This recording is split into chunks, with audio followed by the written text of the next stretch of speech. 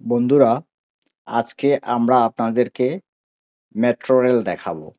এই metro rail বাংলাদেশকে আরো এক ধাপ এগিয়ে দিয়েছে ডিজিটালাইজেশন এর মাধ্যমে। আমরা এখন আছি উত্তরা ৩ নাম্বার সেক্টরে। তো ৩ নাম্বার সেক্টরে মেট্রো রেলে করে আমরা শাহবাগ পর্যন্ত যাবো। এরই মধ্যে আমরা দেখতে পাচ্ছি চলন্ত সিঁড়ি দিয়ে লোকজন উঠা-নামা করছে। তো আমরাও উঠতেছি। আমরা এখন চলন্ত সিঁড়িতে স্টেশনের মধ্যে পৌঁছাবো। তো চলন্ত সিঁড়ি দিয়ে উপরে চলে আসলাম। চলে এসে যেটা পেলাম সেটা হচ্ছে গিয়ে এখানকার এত সুন্দর মনোরম পরিবেশ, এটা দেখলে মনে হবে যেন আপনি বাংলাদেশে নয়, দেশের বাইরে কোথাও আছেন। আমি এখন অবস্থান করছি উত্তরা ৩ নাম্বার সেক্টরে মেট্রো রেল স্টেশনে। তো আমরা দেখতে পাচ্ছি এখানে অনেক লোক জমায়েত আছেন লাইনের মধ্যে টিকেটের জন্য। আমরা এখন আস্তে, আস্তে এগিয়ে যাচ্ছি টিকিট কাউন্টারের দিকে। দেখা যাচ্ছে টিকিট কাউন্টারের সামনে অনেক লোক দাঁড়িয়ে আছে। তো আমরাও স্বয়ংক্রিয় মেশিনের মাধ্যমে টিকিট কাউন্টার থেকে টিকিট সংগ্রহ করব এবং ট্রেনের নির্ধারিত স্থানে যাব। দেখা যাচ্ছে এখানে অনেক লোকের ভিড়। আর এই মেট্রো রেল সুবিধাটা আসলে ঢাকাবাসীর জন্য অনেক একটা নতুন দিগন্তের সূচনা করে দিয়েছে।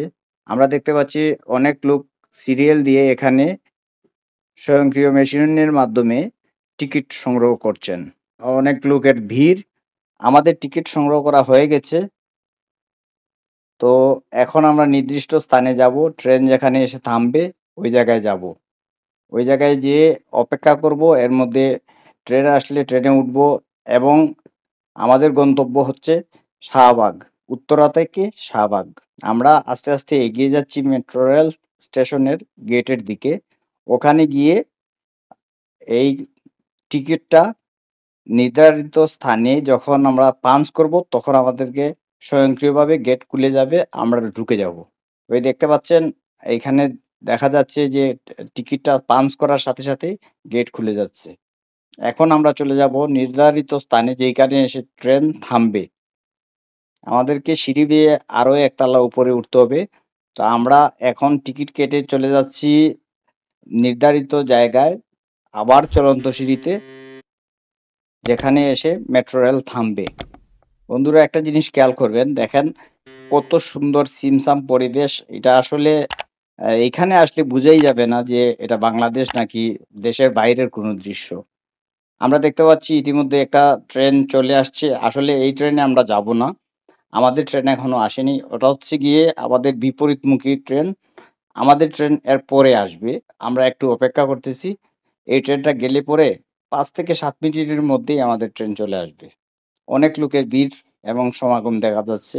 অল্প কিছুক্ষণের মধ্যেই আমাদের ট্রেন চলে আসবে। তো অনেক লোক এখানে এই মেট্রো রেল যে কতটা সহজ করে দিয়েছে আমাদের মানে যান্ত্রিক জীবন ঢাকারবাসীকে, সেটা আসলে এখানে না আসলে বুঝা যায় না। এই মেট্রো রেলের মাধ্যমে ঢাকার প্রায় ৩০% যানজট নিরসন করা সম্ভব হয়েছে বলে ঢাকাবাসী মনে করেন। তো সবশেষে আমাদের ট্রেন চলে এসেছে। অপেক্ষার পালা শেষ। আমাদের ট্রেন চলে এসছে। তো আমরা ট্রেন উঠে গেছি। কিন্তু আমাদের বসার কোনো জায়গা নেই। এত লোক। যানজট নিরসনে বিশাল একটা ভূমিকা রেখে যাচ্ছে এই মেট্রো রেল। এই মেট্রো রেল চালু হওয়াতে ঢাকাবাসীর অনেক সুবিধা বেড়েছে। যার দরুন গিয়ে সবাই মেট্রো রেলে চড়তে আগ্রহী। আসলে এখানে বসার কোনো জায়গা নাই। তো আমাদেরকেও দাঁড়িয়ে যেতে হচ্ছে। তবে ভালোই লাগছে।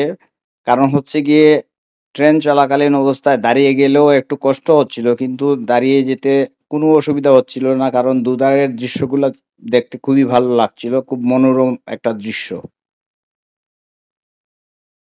এই মেট্রো রেল যে কতটা উপকার করে দিয়েছে ঢাকাবাসীকে, আসলে এটা স্বচক্ষে না দেখলে বিশ্বাসই করা যাবে না। আমরা ৫ জন ছিলাম। তো সেখানে আ অনেক লোক। বন্ধুরা, আমরা অল্প কিছুক্ষণের মধ্যেই আমাদের গন্তব্যে পৌঁছে যাব। তো ট্রেনে অনেক লোক আছে। আসলে মেট্রো রেল যে কতটুকু উপকার করেছে ঢাকাবাসীকে, সেটা আসলে নিজ চোখে না দেখলে আপনি বিশ্বাসই করতে পারবেন না। যাই হোক, আমরা আমাদের গন্তব্যে এসে পৌঁছে গেলাম শাহবাগে।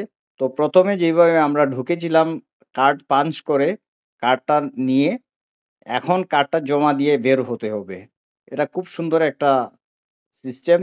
সিস্টেমটা দেখে আমার খুব ভালো লাগলো। তো আমরা আজকে আপনাদেরকে মেট্রো রেল দেখালাম। মেট্রো রেল যারা আসেননি ঢাকায় তারা অবশ্যই আসলে একবার হলেও চড়বেন। তো নতুন একটা অভিজ্ঞতা বুঝতে পারবেন। যদিও আমি এর আগে কয়েকবার মেট্রো রেল চড়েছি দেশের বাইরে। তো আমার বেলায় কিন্তু মেট্রো রেল আ নতুন ছিল না। তবে যারা মেট্রো রেল চড়েননি তাদের জন্য একটা নতুন অভিজ্ঞতা নিয়ে আসবে মেট্রো রেল।